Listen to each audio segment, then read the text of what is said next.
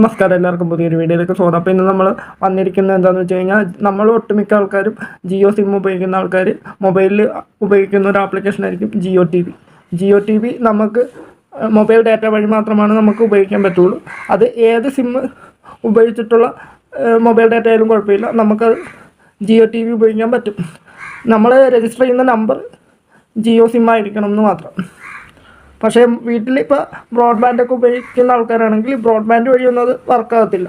അതെന്താണെന്ന് അറിയില്ല. ഇപ്പോൾ കുറച്ച് നാളായിട്ട് ബ്രോഡ്ബാൻഡ് വഴി കണക്ട് ചെയ്യുമ്പോൾ ജിയോ ടി വി വർക്ക് ചെയ്യുന്നില്ല മൊബൈലിൽ. ജിയോ ടി വിയുടെ ലോഗോ തന്നെ ഇങ്ങനെ കാണിച്ചുകൊണ്ടിരിക്കും, വേറെ ഒന്നും വരുന്നില്ല.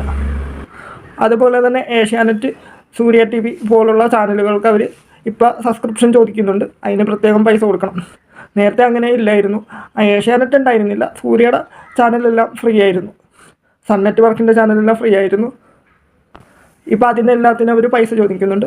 നമുക്ക് കൈരളി വി, പിന്നെ മനോരമ, മഴവിൽ മനോരമ അങ്ങനെയുള്ള ചാനലുകൾ, കുറച്ച് ന്യൂസ് ചാനലുകളുമാണ് ഫ്രീ ആയിട്ട് കിട്ടുന്നത്. മലയാളം ചാനൽ 55 ചാനൽസ് ഉണ്ട്. അതിൽ ഈ ജിയോ, ഏഷ്യാനെറ്റ് പോലുള്ള ചാനലുകൾ, അതായത് ജിയോയുടെ ആണല്ലോ ഇപ്പോൾ ഏഷ്യാനെറ്റ്, അങ്ങനെയുള്ള ചാനൽസും സൺ നെറ്റ്വർക്കിൻ്റെ ചാനൽസ് ഒഴിച്ചാൽ ബാക്കി ഒട്ടുമിക്ക ചാനലും ഫ്രീ ആയിട്ട് കിട്ടുന്നുണ്ട്. അപ്പോൾ ജിയോ ടി വി ഉപയോഗിക്കുന്ന ആൾക്കാരൊക്കെ ഒന്ന് നോക്കുക. അപ്പോൾ ഇന്നത്തെ വീഡിയോയിൽ ഇത്രയുള്ളൂ. Okay, thank U.